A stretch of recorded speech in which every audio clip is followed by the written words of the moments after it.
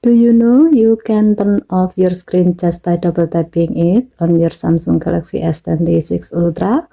This makes it quick and easy without pressing the power button. Let me show you how to enable it. First, open Setting, scroll down and tap Advanced Features. Tap Motion and Gestures. Find double tap to turn off screen and turn it on. Now let's try it. Go to your home screen or lock screen. Then double tap on an empty area. As you can see, the screen will turn off instantly. This is especially useful if you want to reduce using the power button.